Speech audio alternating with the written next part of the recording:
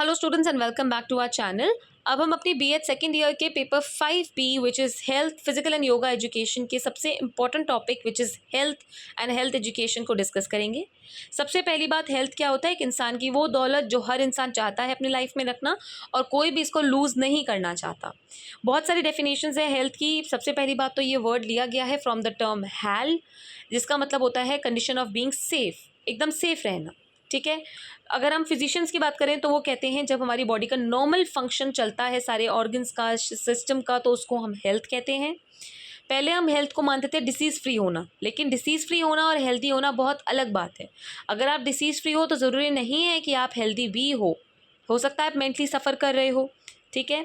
हमारे इंडिविजुअल की हेल्थ के 3 एस्पेक्ट होते हैं। एक होता है हमारा बॉडी, एक होता है सोल और एक होता है माइंड। ओके। देन आपकी डायमेंशंस ऑफ हेल्थ की बात करते हैं तो हेल्थ के 3 डायमेंशंस हैं जो हमने डिस्कस करने हैं, जो बुक में गिवन है। एक हमारा फिजिकल डायमेंशन है, एक हमारा मेंटल है and third is social dimension. Okay. Physical dimension को डिस्कस करेंगे सबसे पहले, उसके बाद हम मेंटल को डिस्कस करेंगे जिसमें कुछ आपके फैक्टर्स आ रहे हैं। So, physical dimension refers to the perfect functioning of the body externally as well as internally। यानी इंटरनल और एक्सटर्नल दोनों बेसिस पे शरीर का सही फिजिकली सही काम करना। एक्सटर्नली मतलब एक इंसान की अच्छी फिजिक है, अपीयरेंस अच्छी है, कॉम्प्लेक्शन अट्रैक्टिव है, वेल स्ट्रक्चर्ड स्ट्रॉन्ग बॉडी है। इंटरनल का मतलब हमारे सारे इंटरनल ऑर्गन जैसे डाइजेस्टिव, सर्कुलेटरी, रेस्पिरेटरी अच्छा काम कर रहे हैं, कोई दिक्कत नहीं है। समझ में आया फिजिकल डायमेंशन। मेंटल डायमेंशन की बात करते हैं तो मेंटल डायमेंशन आपका वो डायमेंशन हो गया जो कि balance development of individual personality and emotional attitude. यानी एक इंसान का जब शरीर, उसकी पर्सनालिटी, उसकी इमोशन सब बैलेंस में काम कर रहे हैं तो वो मेंटली क्या होगा? वो मेंटली आपका स्टेबल होगा। ठीक है। Next come social dimension. Social dimensions के अंदर देखिए सोशल डायमेंशन क्या होता है हमारा। पहली बात तो it is the social health which ability to get along with others and oneself, to be independent but at the same time to realize how dependent one is on other। यानी social health हमारी depend करती है कि हमारी social security कैसी है, मेरे पास कितने लोग हैं जिन पे मैं रिलाई कर सकती हूँ। अगर एक इंसान को सिक्योर नहीं फील हो रहा तो वो सोशली हेल्दी नहीं हो सकता है। Okay. Next we'll talk about emotional dimension. Emotional dimension मतलब जो इमोशन से रिलेटेड है, यानी इमोशनल फिट होना, इमोशंस पे कंट्रोल होना। एक इंसान को हम इमोशनली हेल्दी तभी कह पाएंगे जब उसके इमोशन जो भी हैं वो पॉजिटिव हैं और उसको अपने इमोशंस पे बहुत अच्छा कंट्रोल है। स्पिरिचुअल डायमेंशन वो डायमेंशन है कि एक इंसान का अपने दिमाग के ऊपर कंट्रोल है। स्पिरिचुअलिटी कहते हैं ना हम, मतलब इंसान का दिमाग बहुत भ्रमित नहीं है, वो उसको पता है कि लाइफ का क्या मतलब है, क्या मकसद है, तो इस तरीके को हम स्पिरिचुअल डायमेंशन कहते हैं। वोकेशनल डायमेंशन यानी ये एक तरीके से सब डायमेंशन आप कह सकते हो कि कितनी कैपेसिटी एबिलिटी है एक इंडिविजुअल की कि वो अपनी वर्किंग और ऑक्यूपेशन जो आपकी स्टेज है उसको अचीव कर पाए, है ना। अगर देखो एक इंसान काम कर रहा है, उसके काम में सब अच्छा चल रहा है, वो अपने लाइवलीहुड अच्छे से कमा पा रहा है, अपनी नीड्स पूरी कर पा रहा है, तो वो वोकेशनली सेटिस्फाइड रहेगा। एजुकेशनल डायमेंशन यानी एजुकेशन हमारे बिहेवियर में, एटीट्यूड में बहुत चेंजेस लाता है। अगर हम अपनी रिस्पॉन्सिबिलिटी समझ लें टूवर्ड्स एजुकेशन तो भी हम पूरी तरह सोसाइटी के लिए एक एसेट बन सकते हैं। न्यूट्रिशनल डायमेंशन क्या है हमारा हेल्थ का? गुड न्यूट्रिशन हमारी हेल्थ के लिए सबसे बेसिक कंपोनेंट है।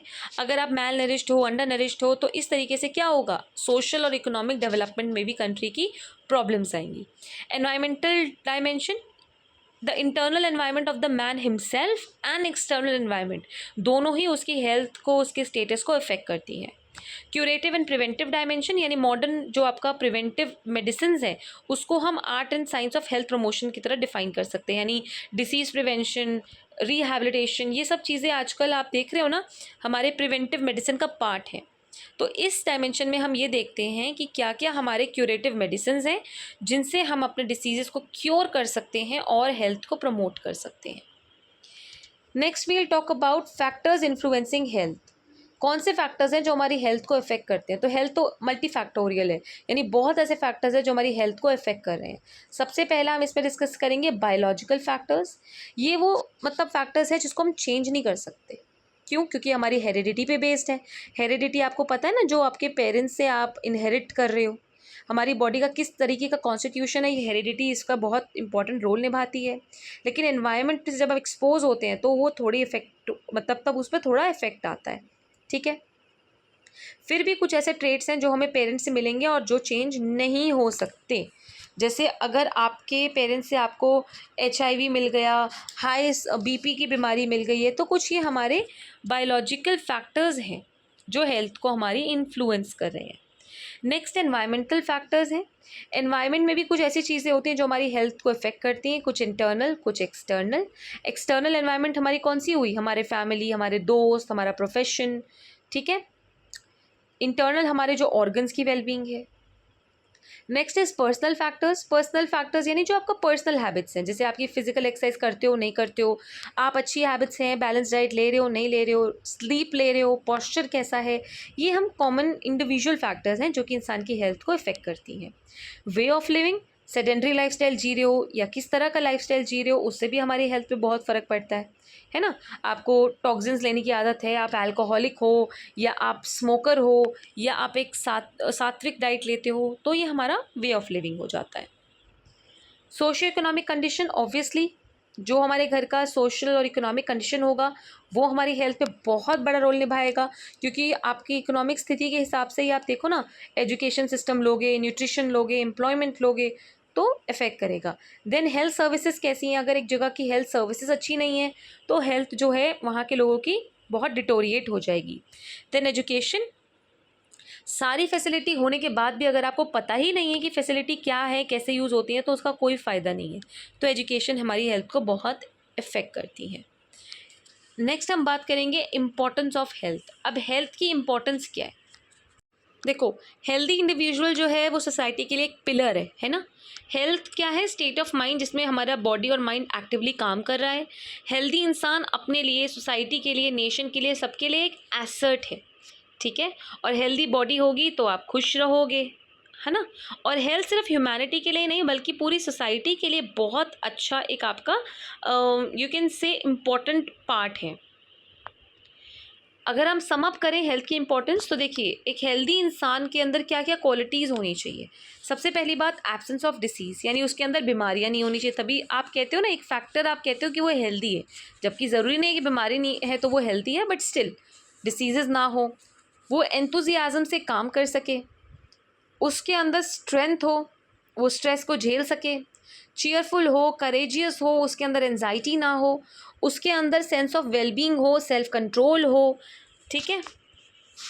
अब हेल्थ एजुकेशन की बात करें तो ये वो पार्ट ऑफ एजुकेशन है जिससे हम एक इंडिविजुअल की जो हेल्थ है उससे रिलेटेड नॉलेज को चेंज करने की कोशिश करते हैं, और इंडिविजुअल लेवल, सोशल लेवल पे हम समझाना चाहते हैं, सबको बताना चाहते हैं किस तरीके से हम हेल्थ को सिक्योर कर सकते हैं। थॉमस वुड ने डिफ़ाइन किया है हेल्थ एजुकेशन को as the sum of experience, वो एक्सपीरियंसेस जो कि फेवरेबली हमारी हैबिट्स को, एटीट्यूड को और नॉलेज को, जो कि किससे जुड़ी है, इंडिविजुअल या सोसाइटल हेल्थ से, उसको हम इन्फ्लुएंस करते हैं, ठीक है। किसको इन्फ्लुएंस कर रहे हैं हम उन हैबिट्स को, एटीट्यूड या नॉलेज जो कि हमारी हेल्थ से जुड़ी है, उसको हम पॉजिटिवली इन्फ्लुएंस करने की कोशिश करते हैं। एजुकेशन का मतलब यहाँ ये नहीं कि बस हाँ ठीक है बुक खोली पढ़ लिया, बट मेंटल और फिजिकल पावर इंसान के दिमाग में डेवलप करना, इंसानों को ये समझाना जो 4H का रूल है, which is hand, heart, head and health, okay. AIIMS and objectives क्या है हेल्थ एजुकेशन के, तो हेल्थ एजुकेशन से इंसान जो है उन प्रोग्राम्स में इन्वॉल्व होंगे जो कि हेल्थ प्रॉब्लम्स का सल्यूशन ढूंढने में मदद करेंगे। इंसान अपनी हेल्थ को कैसे ठीक करें वो समझ पाएंगे। हेल्थ एजुकेशन एम करता है कि हर इंसान एक क्वालिटी लाइफ जिए और अपनी बेस्ट लाइफ जिए।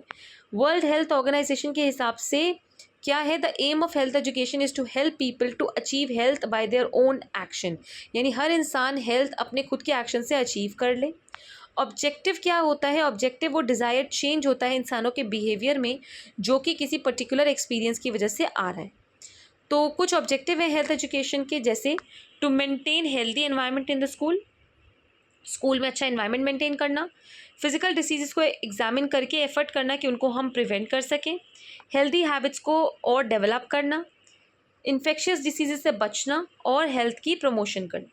CBSE ने भी कुछ हेल्थ एजुकेशन करिकुलम के लिए सजेशन दिए हैं, जैसे हेल्दी डिस्पोजिशन, बच्चों के अंदर हेल्दी आपकी हैबिट्स को बताने के लिए नॉलेज को इम्पार्ट किया जाए। स्टूडेंट्स को अवेयर कराया जाए कि क्या क्या हेल्थ रिलेटेड प्रॉब्लम्स हैं, उनको कैसे बचा सकते हैं। हेल्दी इंसान जो है उसको, उसकी इम्पोर्टेंस स्टूडेंट्स को बताई जाए। हेल्थ डेवलप करने के लिए नए मेथड समझाए जाए। Okay, at school AIIMS and education, आपके जो एम्स एंड ऑब्जेक्टिव्स हैं हेल्थ एजुकेशन के स्कूल लेवल पे, वो क्या है? अभी हमने जनरल पढ़ा, अब हम बात कर रहे हैं what are the aims and objective of health education in school. सबसे पहला है फर्स्ट एड की नॉलेज देना। अगर आपने बच्चों को हेल्थ एजुकेशन दी होगी तो उनको फर्स्ट एड की नॉलेज होगी। फर्स्ट एड आपको पता है किसी भी इमरजेंसी के केस में हमें देना बहुत ज़रूरी है, ठीक है, इससे हमारा रश जो है वो बच जाता है। To provide information about health and hygiene, इससे क्या होगा कि बच्चे जो हैं वो हेल्थ के बारे में और हाइजीन के बारे में काफ़ी इन्फॉर्म रहेंगे। To maintain good norms of good health, यानी कि इससे क्या होगा, स्कूल अथॉरिटी कुछ स्टैंडर्ड्स सेट करेगी कि क्या हेल्दी स्टैंडर्ड्स हैं और फिर सब लोग उस स्टैंडर्ड्स तक अप लिव अप करेंगे।